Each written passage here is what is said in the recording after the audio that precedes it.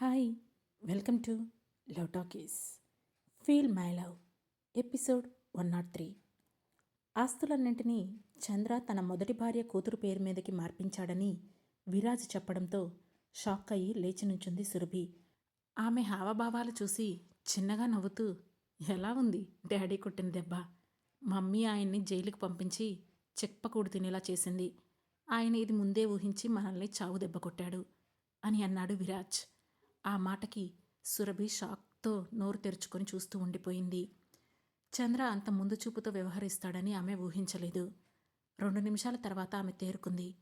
అంతలోనే ఏదో గుర్తొచ్చినట్లు, కానీ విరాజ్, ఆస్తులన్నీ ఆయన మొదటి భార్య కూతురు పేరు మీద ఉంటే ఆయనెందుకు వాళ్ళని చంపాలనుకుంటారు అని అడిగింది సురభి. అదే నాకు అర్థం కావడం లేదు సురభి. ప్రాపర్టీ మొత్తం ఆమె పేరు మీద ఉన్నప్పుడు వాళ్ళనెందుకు చంపాలనుకున్నాడో తెలియడం లేదు అని ఆలోచిస్తూ అన్నాడు విరాజ్. కాసేపటి తర్వాత, బహుశా నువ్వు చెప్పింది అబద్ధమై ఉంటుంది విరాజ్. ఆయన నిన్ను ఏమార్చడానికి అలా చెప్పుంటాడు. అంతే తప్ప ఇది నిజమే ఉండదు. ఒకవేళ అలా కాకపోతే కేవలం ఇది కూడా తన స్వార్థంతోనే చేసి ఉండొచ్చు. ఎందుకంటే ఇప్పుడు మనం ఆయన్ని బయటికి తీసుకురావాలంటే ఆయన మొదటి భార్య కూతురు బ్రతికున్నారని చూపించాలి.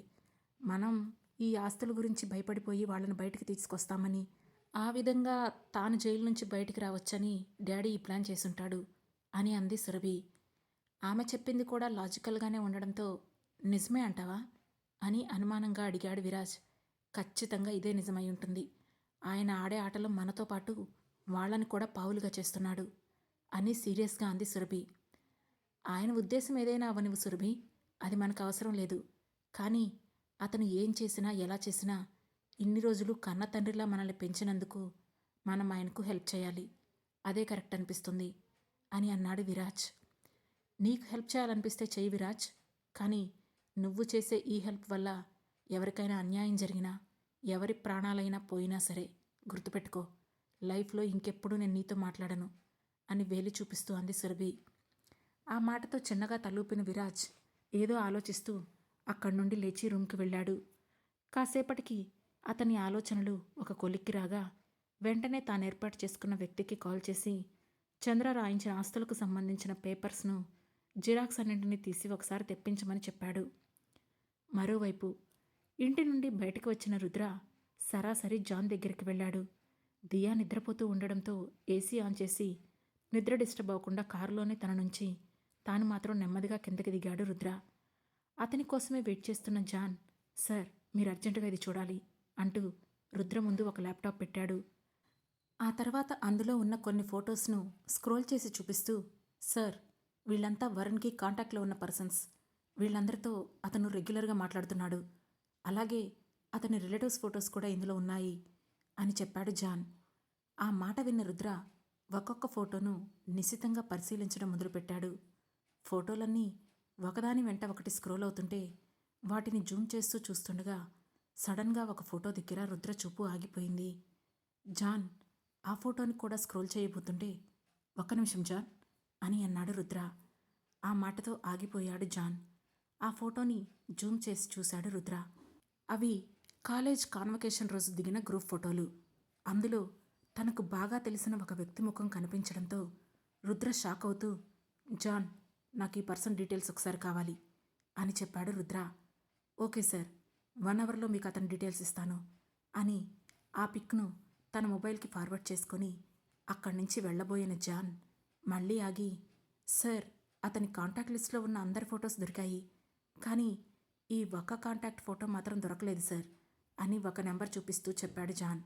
అవునా, ఆ నెంబర్ ఏంటి అని తన మొబైల్ తీశాడు రుద్ర. అప్పుడు ఆ నెంబర్ చెప్పాడు జాన్. అది నోట్ చేసుకున్న రుద్ర, ఇది ఇండియా నంబర్, కానీ ఎవరిదై ఉంటుంది అని అనుకుంటూనే ఆ నెంబర్కి కాల్ చేశాడు. కానీ ఆ నెంబర్ ఎంగేజ్ వస్తుంటే, ఇదేంటి నెంబర్ ఎంగేజ్ వస్తుంది అని అనుకున్న రుద్ర, సరే నువ్వు వెళ్ళి ఆ ఫోటోలో ఉన్న వ్యక్తి పని మీద వెళ్ళు, నేను ఈ నెంబర్ ఎవరిదో కనుక్కుంటాను అని చెప్పాడు. ఆ తర్వాత తన ఎదురుగా ఉన్న ల్యాప్టాప్లో కనిపిస్తున్న ఫోటోని చూస్తూ ఉంటే రుద్రకి కోపం తన్నుకొస్తుంది. అయినా చాలా వరకు కంట్రోల్ చేసుకుంటున్నాడు రుద్ర. అదే సమయంలో నిద్రపోతున్నట్లు కళ్ళు మూసుకొని ఉన్న సహస్రం మనసు మాత్రం ఆలోచనలతో నిండిపోయింది. నేను రుద్ర దగ్గరే ఉంటే నా లైఫ్ నిజంగానే బాగుంటుంది. కానీ రుద్రకి ప్రాబ్లమ్స్ వస్తాయి. అమ్మకి కూడా ప్రాబ్లం అవుతుంది. దియాకి కష్టమైపోతుంది. ఈ మంత్ వ్యాక్సిన్ అయిపోయింది కాబట్టి మంత్ ఎండ్ వరకు ప్రాబ్లం లేదు. కానీ నెక్స్ట్ మంత్ 8న మళ్ళీ వ్యాక్సిన్ వేయించాలి. ఆ వ్యాక్సిన్ ఏంటో వరుణ్కి తప్ప ఎవరికీ తెలీదు. నేను తొందరపాటుతో వరుణ్కి ఎదురు తిరిగి తప్పు చేశానా? లేదు లేదు, ఇప్పటికైనా మించిపోయిందేమీ లేదు. ఈ రాత్రికి వరుణ్ణి దియాని తీసుకొని ఇక్కడి నుంచి వెళ్ళిపోతాను. ఈ రుద్రైనా ఎన్నిసార్లు భరిస్తాడు? ఒక్కసారి వెళ్ళిపోతే ఒప్పుకుంటాడు, రెండోసారి కనిపించకుండా పోతే ఒప్పుకుంటాడు. కానీ ఇన్ని సంవత్సరాల తర్వాత కూడా కనిపించిన నేను తన దగ్గర నుంచి పారిపోతే ఈసారి ఎట్టి పరిస్థితుల్లోనూ రుద్ర పట్టించుకోడు. అదే తనకి, అమ్మకి, అందరికీ మంచిది అని మనసులోనే ఆలోచిస్తూ ఉంది. ఆమె మనసులోనే నిర్ణయమైతే తీసుకుంది. కానీ ఆమెకు తననే ప్రేమగా చూస్తున్న రుద్రముఖం గుర్తుకు రాగానే, అయినా ఇంత ప్రేమేంటి రుద్ర నీకు? ఇన్ని సంవత్సరాలైనా ఎప్పటికీ అప్పటికీ నీలో నాపై ప్రేమ పెరిగిందే కానీ కొంచెం కూడా తగ్గలేదు అని అనుకోగానే ఆమె మనసు బాధతో మూలిగింది. ఆమె కళ్ళచాటున కన్నీరు ఊబికి ఒక్కొక్క చుక్క బయటికి రాలుతోంది. అది గమనించింది ఆమె పక్కనే కూర్చొని ఉన్న మాలతి. దాంతో నెమ్మదిగా సహస్ర చెయ్యి పట్టుకొని నిమురుతూ, చూడు సహస్ర, ఆడవాళ్ళు చాలా బలమైన వాళ్ళు.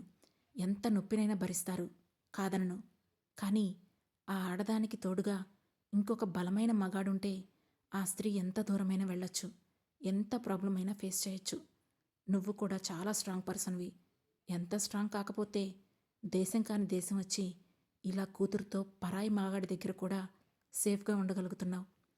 అలాంటి నీకు ఇప్పుడు ప్రేమను పంచే రుద్ర తోడుగా ఉన్నాడు. ఇక నువ్వు దేని గురించి ఆలోచించుకు, ప్రశాంతంగా ఉండు. ఏమున్నా రుద్ర చూసుకుంటాడు. నువ్వు లేని ఈ 4 సంవత్సరాలు మమ్మల్ని నీకంటే బాగా చూసుకున్నాడు. అలాంటిది ఎంతో ఇష్టపడిన నిన్ను, తన కూతుర్ని ఎలా కాపాడుకోవాలో తనకి బాగా తెలుసు అని నచ్చచెబుతూ ఉంది మాలతి.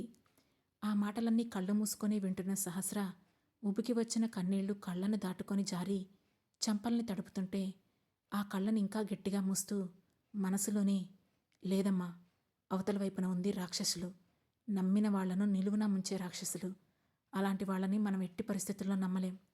మేమిద్దరం ఎంత స్ట్రాంగ్ పర్సన్స్ అయినా అవతలి వాళ్ళ ఆటలో ఇప్పుడు కీలుబొమ్మలమే. ఆ విషయం నేనెంత చెప్పినా మీకు అర్థం కాదు. రుద్ర కూడా నమ్మడు. నేను మీ లైఫ్లో ఉండకుండా వెళ్ళిపోతేనే మీరంతా సేఫ్గా ఉంటారు, దియా కూడా సేఫ్గా ఉంటుంది అని అనుకుంది. అదే సమయంలో స్టోర్ రూమ్లో ఉన్న వరుణ్ తన పాకెట్లో ఉన్న మొబైల్ బయటకు తీసి దాన్ని చూసుకొని హ్యాపీగా ఫీల్ అవుతూ, ఓరి పిచ్చోడా, నన్ను రూమ్లో పడేసి నా దగ్గర మొబైల్ నుంచి వెళ్ళిపోయావా? నేను తప్పించుకోవడం చాలా ఈజీ చేసావు అని మనసులోనే అనుకుని వెంటనే తన ఫోన్లో నుండి ఒక నెంబర్కి డయల్ చేశాడు. కానీ ఆ నెంబర్ రింగ్ అవడం లేదు. దాంతో మళ్ళీ మరొక నెంబర్కి డయల్ చేశాడు. ఆ నెంబర్ కూడా కలవడం లేదు. సరే అని వాట్సాప్లో మెసేజ్ చేయడానికి సోషల్ మీడియా యాప్స్ అన్నింటిలోనూ ట్రై చేశాడు. కానీ ఒక్కటి కూడా కలవడం లేదు. నెట్ అసలే రావడం లేదు. దాంతో అతను ఆలోచిస్తూ, ఇదేంటి, నా మొబైల్లో ఛార్జింగ్ ఉంది, బ్యాలెన్స్ ఉంది, అన్నీ ఉన్నాయి, అయినా కూడా కాల్స్ వెళ్ళడం లేదే అని అనుకుంటూ ఉండగా సడన్గా అతనికి ఏదో తట్టినట్లు, అంటే రుద్ర జామర్ ఆన్ చేశాడా అని అనుకోగానే కాసేపటి క్రితం రుద్రను పిచ్చోడా అనుకున్న తన పిచ్చితనానికి తనను తానే తిట్టుకొని లేచి డోర్ కొట్టడం మొదలుపెట్టాడు వరుణ్. రే రుద్ర, నువ్వు నన్ను బంధించి చాలా తప్పు చేశావు. ఈ తప్పుకి ఖచ్చితంగా శిక్ష అనుభవిస్తావు. ఆ శిక్ష ఏంటో నీకన్నా బాగా శ్వేతకి బాగా తెలుసు. మర్యాదగా నన్ను వదిలేసి శ్వేతని నాకు అప్పగించు అని డోర్ కొడుతూ అరుస్తున్నాడు వరుణ్. ఆ శబ్దాలు తాను ఉన్న గదిలోకి సన్నగా వినిపిస్తుంటే సహస్ర గుండెల్లో వణుకు అంతకంతకు ఎక్కువవుతోంది. అది గమనించిన కవిత వెంటనే సహస్ర ఉన్న రూమ్ డోర్ క్లోజ్ చేసి బయటికి వచ్చింది. అప్పుడు అతని అరుపులు సహస్రకు వినిపించడం లేదు. అప్పుడు కవిత కోపంగా వెళ్ళి వరుణ్ ఉన్న రూమ్ డోర్పై గట్టిగా కొట్టింది. దాంతో లోపల ఉన్న వరుణ్ ఆవేశంగా, బయట ఎవరున్నారో మర్యాదగా డోర్ తీయండి. మీరు డోర్ తీస్తేనే మీ అందరికీ మంచిది. లేదంటే ఆ తర్వాత జరిగే ఇన్సిడెంట్స్కి నన్ను బాధ్యుణ్ణి చేయొద్దు అని ఓ రేంజ్లో బెదిరిస్తూ అన్నాడు. ఓర్ని, నీ దగ్గర చాలా ఉందే. ఇప్పటిదాకా నువ్వు మాట్లాడిన మాటలన్నీ విన్నాలే కానీ ఇక ఆపు, నువ్వు నీ వేషాలు. ఇప్పుడు నీ మాటలు విని మేం కూడా రెచ్చిపోయి అరుంధతిలో అనుష్కలాగా నువ్వు మమ్మల్ని ఏం చెయ్యలేవురా అని అరవమంటావా ఏంటి అని వెటకారంగా అంది కవిత. ఆ మాటలు విని రగిలిపోతూ, ఓల్డ్ మ్యాన్, నువ్వు చాలా ఓవర్గా మాట్లాడుతున్నావు. ముందు రూమ్ డోర్ ఓపెన్ చెయ్యి, లేదంటే నేనేం చేస్తానో నాకే తెలీదు అని అన్నాడు వరుణ్. ఏం చేయగలవో అవి చేసుకో, నేనైతే రూమ్ డోర్ ఓపెన్ చేయను. వీలైతే డోర్ బద్దలు కొట్టుకొని రాగలవేమో ట్రై చెయ్యి, అంతేగాని ఎదవ్వాగుడాగి మాకు డిస్టర్బెన్స్ క్రియేట్ చేయకు అని ఓ రేంజ్లో వార్నింగ్ ఇచ్చి అక్కడి నుంచి తిరిగి రూమ్లోకి వచ్చి రూమ్ డోర్ క్లోజ్ చేసింది కవిత. దాంతో వరుణ్కి కూడా ఇక తాను ఎంత అరిచినా వాళ్ళు డోర్ తీయరని అర్థమవడంతో ఆవేశంగా ఆలోచిస్తూ అక్కడే సైలెంట్గా కూర్చుండిపోయాడు. మరోవైపు ఇండియా వచ్చిన విశిష్ట సరాసరి ఇంటికి వెళ్ళింది. విశిష్ట ఒక్కడే రావడంతో, ఏంటి విషి, నువ్వు ఒక్కదానివే వచ్చావు, మీ బావ రాలేదే అని అడిగింది వసుంధర. బావకి అక్కడింకా ఏదో పనుందట అత్తయ్య, అందుకే తను రాలేదు. ఆఫీస్ చూసుకోవాలి కదా, అందుకే నేనొచ్చాను క్యాజువల్గా చెప్పింది విశిష్ట. ఇదేంటి, నాకేదో అబద్ధం చెబుతున్నట్లు అనిపిస్తుంది అని తనలో తానే అనుకున్న వసుంధర, నువ్వు లేకుండా తను ఒంటరిగా ఆగి అక్కడే చేయాల్సిన పనేముంది అని అడిగింది. ఆ మాటతో భుజాలెగరేసి, ఏమో అత్త, నాకు తెలీదు అని చెప్పింది విశిష్ట. తెలియకపోవడమేంటే పిచ్చిదానా, నువ్వు రుద్రను పెళ్లి చేసుకోవాలనుకుంటున్నావు కదా, అలాంటిది నువ్వు చేసుకోబోయేవాడు నిన్ను మాత్రమే ఇండియా పంపించి తానొక్కడే అక్కడ ఎందుకు ఆగాడో తెలుసుకోవాల్సిన అవసరం నీకు లేదా అని అడిగింది వసుంధర. చూడత్తా, ఇప్పుడు ఇవన్నీ నేను తెలుసుకున్నా సరే బావకి నాకు పెళ్ళవుతుంది, తెలుసుకోకపోయినా బావకి నాకు పెళ్ళవుతుంది, అందులో ఎలాంటి మార్పు లేదు కదా అత్తా, ఇక నాకెందుకు టెన్షన్ అని కూల్గా అంది విశిష్ట. అవుననుకో, కానీ పెళ్లి చేసుకోబోయేదానివి కదా, తెలుసుకోవాల్సిన బాధ్యత ఉంటుంది కదా అని మళ్ళీ అంది వసుంధర. లేదత్తా, నాకిప్పటి నుంచి హస్బెండ్ని కంట్రోల్లో పెట్టే ఇంట్రెస్ట్ అస్సలు లేదు. అసలు నేను ఎప్పుడు కంట్రోల్లో ఎవరిని పెట్టను. బావ లైఫ్ బావ ఇష్టం, నా లైఫ్ నా ఇష్టం. ఇద్దరం ఒక రిలేషన్ అనే సర్కిల్లో ఉన్నప్పటికీ ఎవరి లిమిట్స్ వాళ్ళకుంటాయి కదా, ఐ రెస్పెక్ట్ దాట్ అని చెప్పి తన రూమ్కి వెళ్ళిపోయింది విశిష్ట. దాంతో వెళుతున్న ఆమె వైపే అనుమానంగా చూస్తూ, ఇదేంటి ఇలా మాట్లాడుతుంది అని అనుకున్న వసుంధర వెంటనే మొబైల్ తీసి విశిష్ట తల్లి శశికళకి ఫోన్ చేసింది. మరదల నుంచి ఫోన్ రావడంతోనే నవ్వుతూ లిఫ్ట్ చేసిన శశికళ, హలో వసుంధర, ఎలా ఉన్నావు అని అడిగింది. హలో వదినా, నేను బాగానే ఉన్నాను, మీరెలా ఉన్నారు ఫార్మాలిటీగా అడిగింది వసుంధర. ఏంటి ఈ వసుంధర ఎంత స్వీట్గా మాట్లాడుతుంది అని తనలో తానే అనుకున్న శశికళ, నేను బాగున్నాను వదినా, కానీ ఏంటి విషయం, ఇంత సడన్గా నేను గుర్తొచ్చాను అని అడిగింది శశికళ. అదేం లేదు వదినా, నార్మల్గానే కాల్ చేశానులే, కానీ విశిష్ట వాళ్ళ బావతో బిజినెస్ టూర్ వెళ్ళింది, కానీ వెంటనే వచ్చేసింది అని చెప్పింది వసుంధర. ఓ, వాళ్ళకు అక్కడ వర్క్ అయిపోయిందేమో, అందుకే వచ్చారు, లేదంటే ఇక్కడ అర్జెంట్ వర్క్ ఏదో వచ్చుంటారు, దానికి నువ్వెందుకు కంగారు పడుతున్నావు అని అదేమీ పెద్ద విషయం కాదన్నట్లు కొట్టిపారేసింది శశికళ.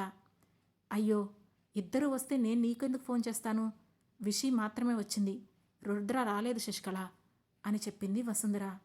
అదేంటి, రుద్ర రాకుండా అదొక్కటే రావడం ఏంటి, వాణ్ణి ఎక్కడ తెలిసొచ్చింది అని కొంచెం అనుమానంగా అడిగింది శశికళ.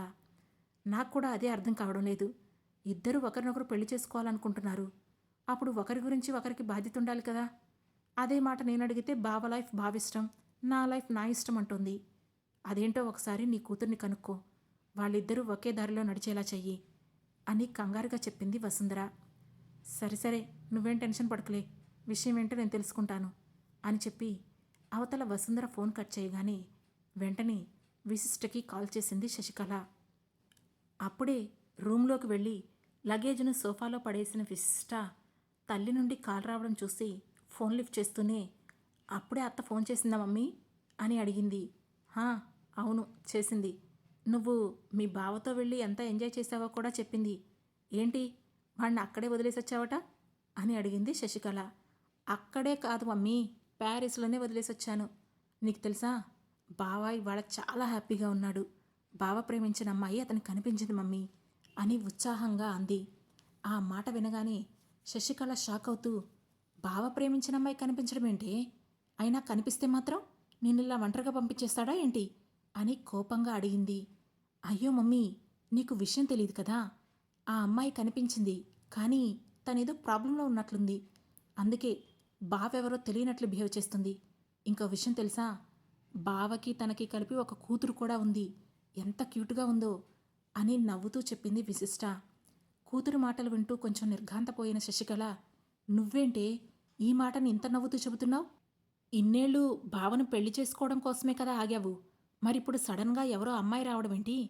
ఆ అమ్మాయి వచ్చిందని నువ్వు తప్పుకోవడమేంటి? ఇదంతా నీకు కష్టంగా లేదా అని అడిగింది శశికళ. ఆ మాటకు ఒక క్షణం సైలెంట్ అయిపోయింది విశిష్ట. ఆమె కళ్ళలో ఒక కన్నీటి తెర కమ్ముకుంది. కానీ వెంటనే కళ్ళు తుడుచుకొని, కొంచెం బాధైతే ఉంది మమ్మీ, కానీ ఆ అమ్మాయితో ఉంటేనే బావ సంతోషంగా ఉంటాడు. యూనో మమ్మీ, ఈ 4 సంవత్సరాలలో బావ ముఖంలో చూడని చిరునవ్వు, సంతోషం, ఎప్పుడు చూడని యాంగిల్స్ అన్నీ నేను లాస్ట్ 2 డేస్లో చూశాను తెలుసా. I'm so happy for him అని మనస్ఫూర్తిగా చెప్పింది విశిష్ట. నువ్వు నిజంగానే ఈ మాట అంటున్నావా విషి? ఒకవేళ నువ్వు బావనే కావాలనుకుంటే చెప్పు, నేనిప్పుడే బయలుదేరి వచ్చి మాట్లాడతాను. ఎలాగైనా సరే మీ ఇద్దరి పెళ్ళయ్యేలా చూస్తాను అని కూతురికి భరోసా ఇస్తూ అడిగింది శశికళ. ఆ మాటకు విశిష్ట నవ్వి, బావను బలవంతంగా నాకిచ్చి పెళ్లి చేస్తావేమో కానీ కాపురం చేయించలేవు కదా మమ్మీ. అయినా నా గురించి నువ్వేం టెన్షన్ తీసుకోకు. నేనేం లేడీ దేవదాసులా మిగిలిపోన్లే. నా కోసం కూడా బావలాంటి లవర్ ఎక్కడో పుట్టే ఉంటాడు. త్వరలోనే నా లైఫ్లోకి వస్తాడు. అప్పుడు వాడిని పెళ్లి చేసుకొని నేను కూడా బావ ముందు ఫోర్స్ కొడతాను అని నవ్వుతూ అంది విశిష్ట. కూతురు ఆ విషయాన్ని తేలిగ్గానే తీసుకోవడంతో శశికళకి కూడా కొంచెం రిలీఫ్గా అనిపించింది. దాంతో ఆమె ఒకసారి దీర్ఘంగా ఊపిరి తీసుకొని, సరే సరే, నువ్వు హ్యాపీగా ఉంటే నాకేం ప్రాబ్లం లేదు. ఇంతకీ ఇప్పుడు మీ బావ ఏం చేస్తున్నాడు అని అడిగింది శశికళ. ఏం చేస్తాడు, అక్కడే ఉండి తన ప్రియమైన ప్రియురాలిని ప్రసన్నం చేసుకోవడానికి ట్రై చేస్తున్నాడు అని అంది విశిష్ట. ఆ మాటకి నవ్వి, సరే సరే, నువ్వు ఈ విషయాలేవి ఇప్పుడే మీ అత్తకు తెలియనివ్వకుండా చూసుకో. ఆమెకు ఎలాంటి డౌటు రాకూడదు అని అంది శశికళ.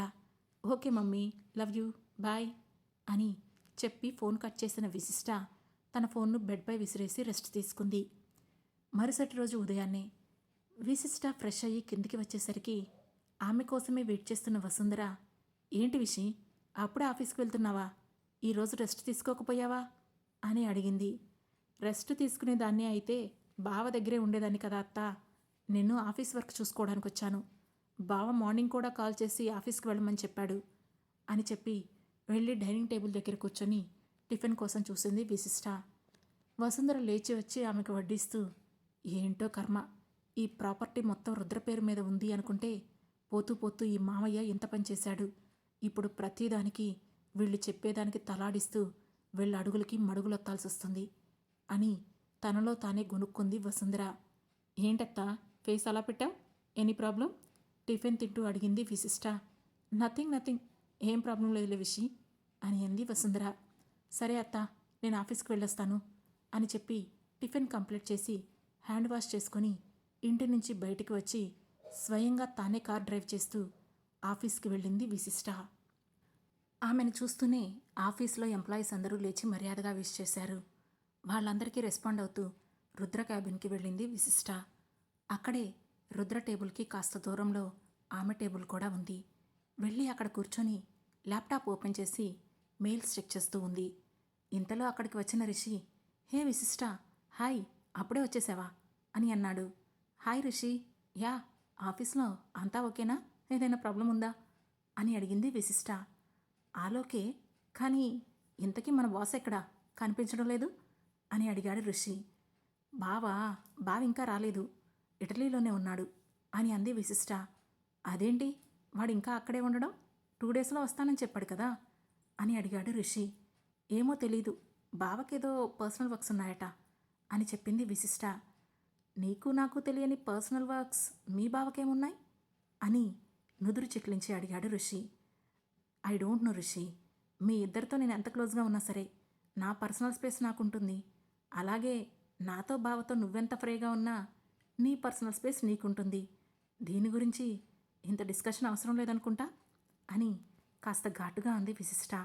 ఆ మాటతో, యా, ఎస్, అవసరం లేదులే, యూ క్యారీ ఆన్ అని చెప్పి అక్కడి నుంచి బయటికి వచ్చిన రిషి కంగారుగా ఏదో ఫోన్కి డయల్ చేశాడు. ఆ తర్వాత ఏం జరగబోతుంది, రుద్ర అనుమానించిన ఆ వ్యక్తి ఎవరు, సహస్రను భయపెడుతున్న ఆ అదృశ్య శక్తుల గురించి రుద్ర తెలుసుకుంటాడా? ఈ ప్రశ్నలకు సమాధానాలు తెలుసుకోవాలంటే వెంటనే మా లవ్ టాకీస్ ఛానల్ను సబ్స్క్రైబ్ చేసుకొని ఫీల్ మై లవ్లోని నెక్స్ట్ ఎపిసోడ్ను వినండి. మా ఈ కథ మీకు నచ్చినట్లయితే లైక్ చేసి, షేర్ చేసి, కామెంట్ చేసి, అలాగే హై పాయింట్స్ కూడా ఇచ్చి మమ్మల్ని సపోర్ట్ చేయండి. Thank you.